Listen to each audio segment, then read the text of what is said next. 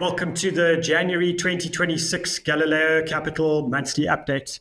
It's fair to say that 2025 was an absolutely phenomenal year for South African investors.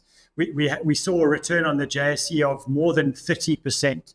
And when you look at the average returns of the JSE over long periods of time, it means that we probably got about 3 years worth of growth in one. And certainly, whenever you get that kind of growth, it's always worth celebrating and remembering for when you do get a bad year. I think it's also worth talking about the rand, and I took a little note about what the rand had done at the start of the year. And on the 1st of January 2025, the rand was around about 1880 to the dollar, and at the time of recording, it's about 1665. So what that tells you is the rand strengthened by nearly 12% over the year. And that's quite important because in the past 20 or so years, the rand has weakened by an average of 6% a year against the dollar. And so worth noting that, again, we've had almost 2 years worth of strength, 2 years worth of recovery in the rand against the dollar. Will it continue? What will happen in 2026? I don't have a clue, but what I do know is we should always be careful of predicting and forecasting based on what happened over the last 12 months. If the markets have taught us anything, is that whatever happened in the last year is very unlikely to repeat itself exactly in the year ahead. So it's possible that we have another strong year on the JSE, and it's possible that the rand strengthens again a bit more. The reason for that sort of thought is that we are now in a different environment around inflation targeting in South Africa. Both the Reserve Bank and the Treasury are now in agreement that we should target an inflation rate of 3% a year, with a very small variation around that 3%. And investors have taken that kind of new approach in a very positive light. And if we see our inflation rate in South Africa stabilizing at 3% and American inflation stabilizing around 3%, which is also possible, then it does remove the pressure for the rand to continue weakening against the dollar. One of the things that will impact the performance of one country's exchange rate against another is the difference in inflation. And so if you've got no difference in inflation, then it's going to be other factors that will still impact the exchange rate. And that will obviously be things like economic growth, political pressure, political uncertainty, and those kinds of events.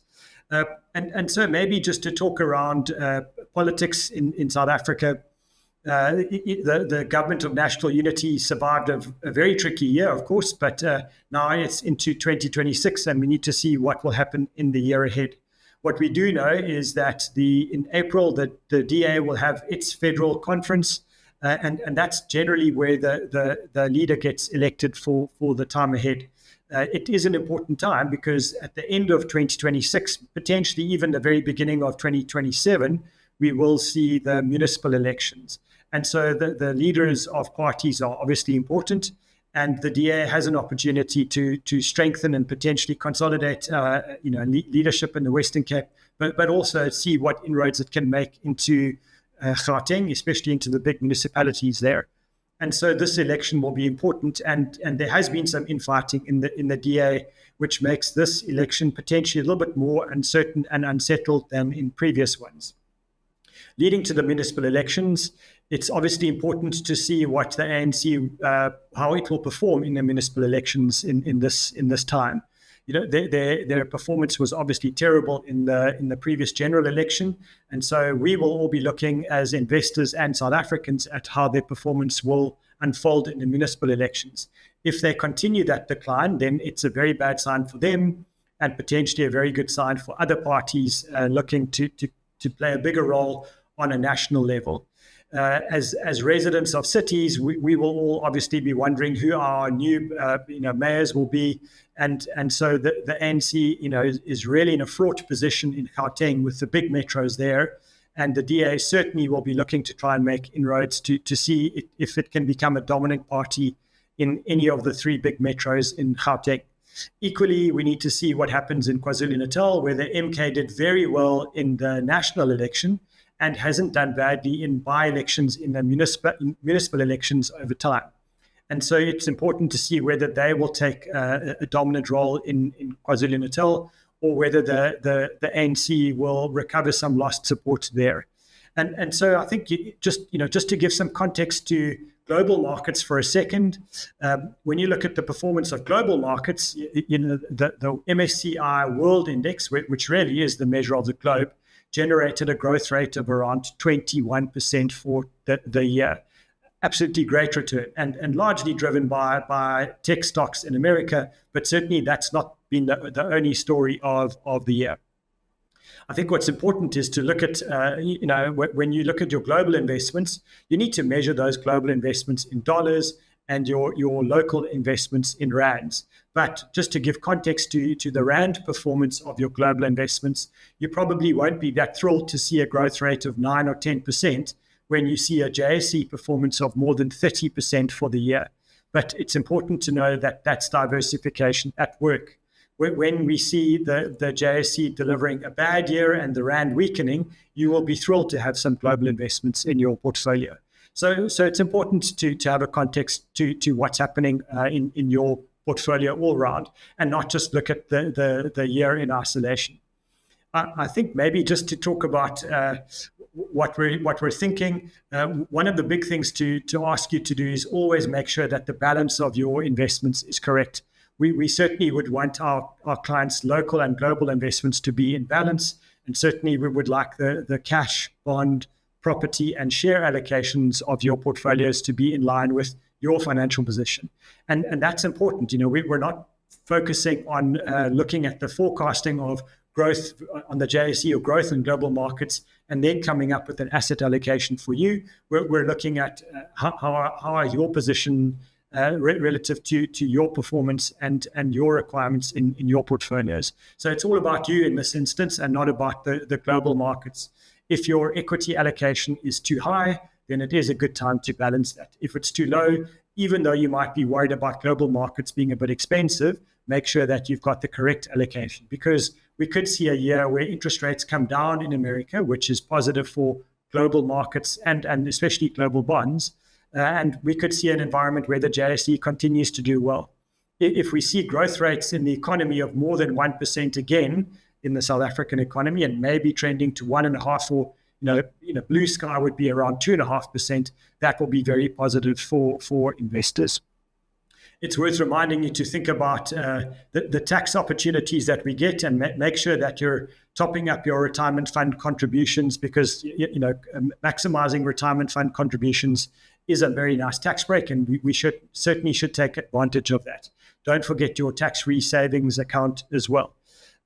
If we see interest rates coming down a bit more in South Africa because of the lower inflation rate, then it will be good for bond investors, good for property investors, and even good for the investors in the stock exchange. However, people who are sitting on positive cash balances will find that their returns will be a bit lower. And it's worth just checking your risks around excess cash, because we like investors to have a good emergency fund, but we don't think you should be holding too much in cash when other assets are going to give you a much better return.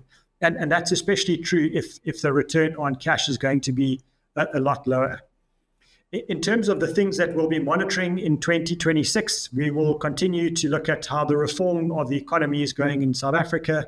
Do we see continued unbundling of state, especially of Eskom? Does that work? Is load shedding truly in the rearview mirror? What will interest rates do? What will valuations do in South Africa if resources are going to stay expensive? Will we see other kind of more balanced returns from the industrials in South Africa and overseas? And I guess we need to understand South Africa's relationship with America. How's that going to unfold? We certainly don't want to become a global enemy of the US. And in the last few months, it looks like we're not achieving that objective. It looks like we are upsetting Americans terribly. And that will be worrying for all of us. So we hope for some kind of normalization there. And we would all dearly on the globe love to see the end of a conflict in the Ukraine. At the time of recording, the peace talks are ongoing, but they've been going for quite some time. And we don't know what that story looks like in this year, whether Putin continues to string Trump along or whether they actually get to some kind of resolution there. So I think that's enough for me. Just to say thank you for your support in 2025. While it was a very good year and we always appreciate the good growth, we don't know what happens in the year ahead. We would hope for another very good year, but we're poised to benefit from a change in the US. If markets go down there, we do have very good global exposure elsewhere. And if the Rand continues to be strong, we would expect the JSE to continue to do well. And so, diversification is the only antidote we have to uncertainty. And what we do know about the last, decade or two is uncertainty has been a reality of our lives. We should be used to it now and hope that we can tolerate the uncertainty that comes.